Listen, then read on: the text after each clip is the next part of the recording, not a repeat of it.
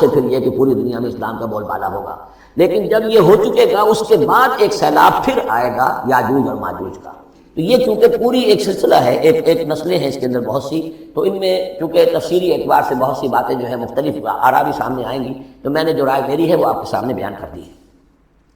اس وقت میں وہ یاجوج ماجوج تھے جو ان شمالی دروں سے آ کر حملے کرتے تھے۔ قالوا یا ذا القرنین ان یاجوج و ماجوج مفسدون فی الارض، وہ جو میں نے عرض کیا ہے کہ قیامت کے قریب بھی معاملہ ہوگا، یہ سورہ انبیاء کی آیات 97-98 ہے۔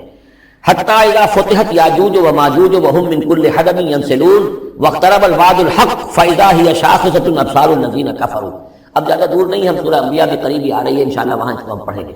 تو دو جگہ قرآن مجید میں یاجوج اور ماجوج کا ذکر ہے، ایک یہ جو قریب قیامت میں ان کا جو ظہور ہونے والا ہے، ایک اس وقت کا معاملہ یہ چھوٹا سا تھا کہ جو ذوالقرنین کے سامنے آیا ہے۔ تو کیا ہم آپ کے لیے ایک سالانہ خراج طے کر دیں تاکہ آپ ہمارے لیے یہاں ایک سد تعمیر کر دیں، ایک بند باندھ دیں یہاں پر؟ قال ما مکنی فیہ ربی خیر۔ اب دیکھیے ان کا کردار کا، مجھے جو کچھ میرے رب نے دے رکھا ہے، دولت دے رکھی ہے، مال دے رکھا ہے، وہ بہت بہتر ہے اس سے کہ جو تم مجھے پیش کر رہے ہیں، مجھے خراج کی ضرورت نہیں ہے۔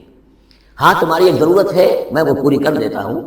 فاعینونی بقوت، مجھے مین پاور فراہم کرو، باقی ساری سامان جو ہے میں فراہم کر لوں گا، لیکن بہرحال اس کو بنانے کے لیے، دیوار بنانے کے لیے اور دونوں پہاڑوں کے درمیان اتنی بڑی جو سد تعمیر کرنے کے لیے جو مین پاور چاہیے، اعینونی بقوت، تو محنت کے ذریعے سے، مین پاور کے ذریعے سے میری مدد کرو۔ اجعل بینکم و بینہم ردما، میں ان کے اور تمہارے درمیان ایک موٹی دیوار بنا دوں گا۔ آتونی زبر الحدید، لاؤ میرے پاس تختے لوہے کے۔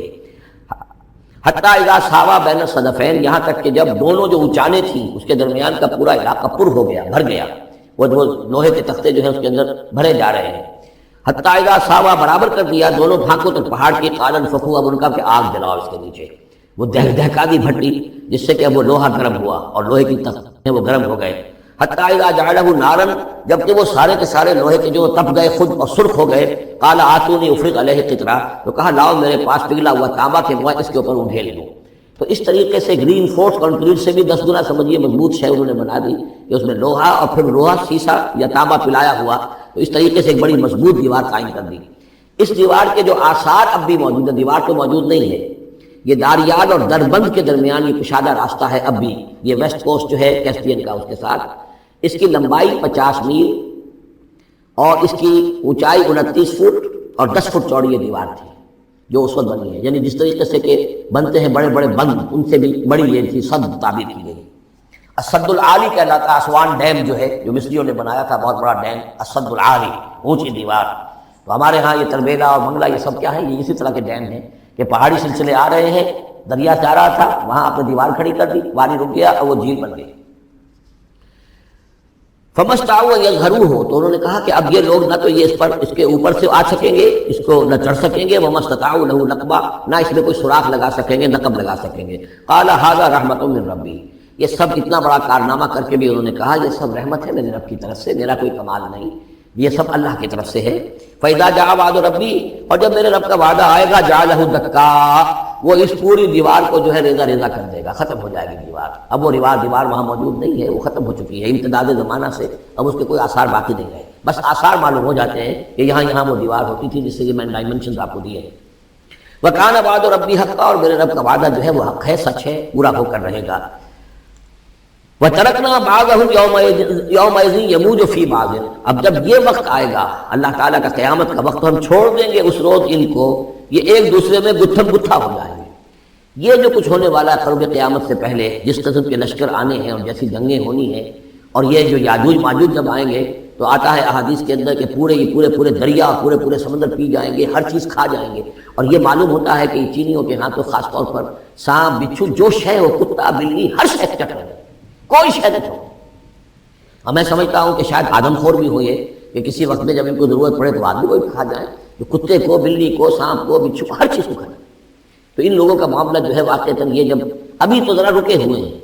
کنٹینڈ ہے ایک طرح سے، لیکن ایک وقت میں ان کا بند کھلے گا، اور چونکہ پھر یہ جو ہے تمام چاروں طرف ان کے پہاڑ ہیں، ہر پہاڑ کی اونچائی پر من کل حدب ینسلون، نیچے اترتے ہوئے نظر آئیں گے۔ اور یہ نقشہ بعین ہی اسی طرح اخبارات میں آیا تھا جب 62 میں وار ہوئی ہے نیفا میں،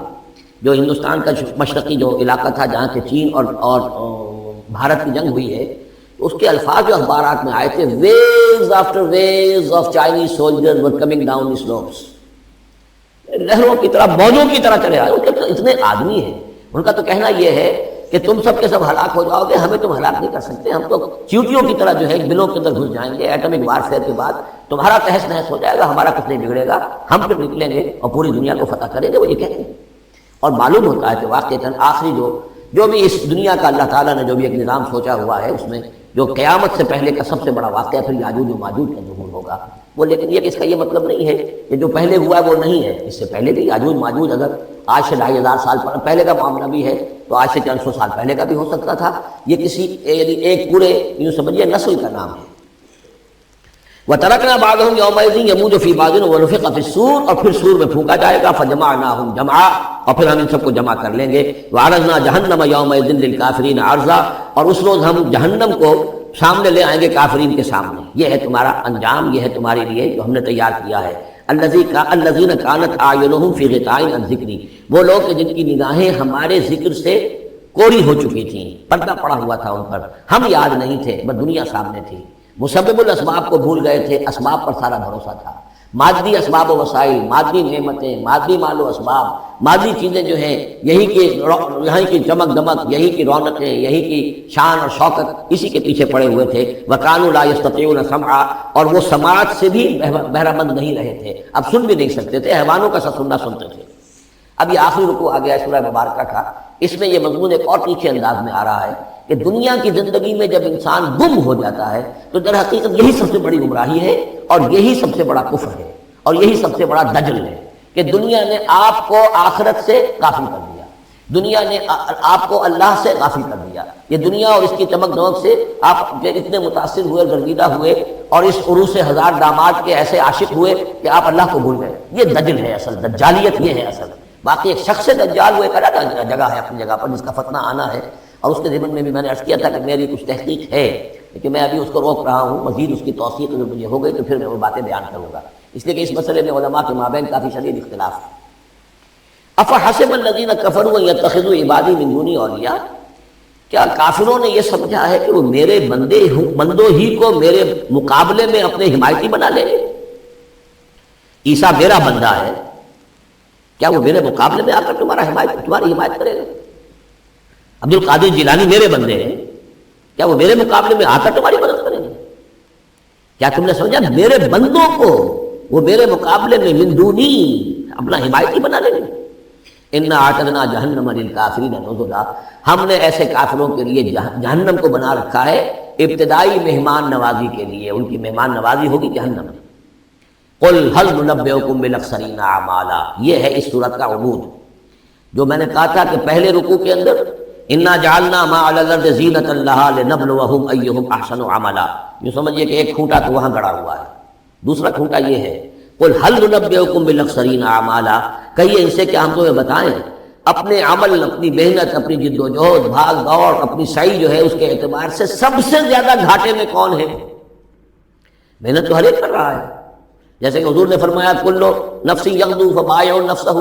ہر انسان صبح ہوتی ہے تو اس کے بعد سے اپنے آپ کو بیچنا شروع کر دیتا ہے، اپنا وقت بیچ رہا ہے، اپنی صلاحیت بیچ رہا ہے، اپنی انرجی بیچ رہا ہے، اپنی اور ذہانت بیچ رہا ہے، شام تک بیچتا رہتا ہے اپنے آپ کو، کچھ کما کر لاتا ہے، بیچ کر اپنے آپ کو کچھ لے کر آتا ہے۔ تو یہ انسان جو ہے اس درجے اپنے آپ کو دنیا کے لیے انہوں نے بیچ دیا ہے، اور ہم آتر اسی کے لیے گم ہو گئے ہیں، لیکن اس بیچنے میں انہیں نفع کچھ نہیں ہے، نقصان ہی نقصان ہے۔ سب سے زیادہ خسارے میں کون ہے؟ الذین ضل سعیہم فی الحیات الدنیا، جن کی بھاگ دوڑ، سعی و جہد دنیا ہی میں گم ہو کر رہ گئے، آخرت مطلوب ہے ہی نہیں۔ وہ تو ایک غمیمہ سا لگا ہوا، مسلمان ہے، سنا ہے والدین سے روزہ رکھنا اچھا کام ہے، روزہ فرض ہے، روزہ رکھ لیا ہے، مطلوب کیا ہے آپ کا؟ اصل بات تو یہ ہے جو ضربہ اسلام میں نے کل نوٹ کرایا تھا سورہ بنی اسرائیل میں، من کان یرید العاجلۃ عجلنا له فیہا ما نشاء لمن نرید ثم جعلنا له جہنم یصلاها مذموما مدحورا ومن اراد الاخرۃ وسعى لها سعیها وهو مؤمن فاولئک کان سعیهم مشکورا۔ طالب دنیا ہو یا طالب آخرت، تو طے کرو، طالب دنیا، طالب آخرت کے لیے بھی اللہ تعالیٰ کلن نمد ہؤلاء وہؤلاء من عطاء ربک، دنیا میں اسے ہمیں رکھنا ہے، کھانے پینے کا بندوبست کرے گا، یرزق من حیث لا یحتسب، یہاں سے دے گا جہاں سے تمہیں گمان تک نہیں ہوگا، لیکن تم پہلے طے کرو تم طالب دنیا ہو یا طالب آخرت ہو۔ اور سب سے زیادہ گھاٹے میں وہ ہے من قل هل ننبئكم بالاخسرین اعمالا الذین ضل سعیهم فی الحیاۃ الدنیا وهم یحسبون انهم یحسنون صنعا، اور وہ سمجھ رہے ہیں